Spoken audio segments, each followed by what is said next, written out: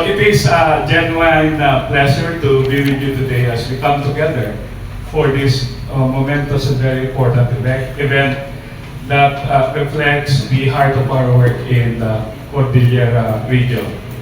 One that shows how science, technology, and innovation take root in our communities and respond to local needs and improve the lives of the people we serve.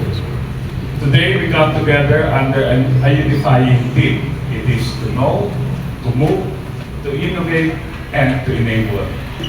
These innovation hubs and Cordy Inspire Partnership serve as platform for collaboration, creativity, and locally driven solutions to emerge anchored on Cordillera needs and aspirations.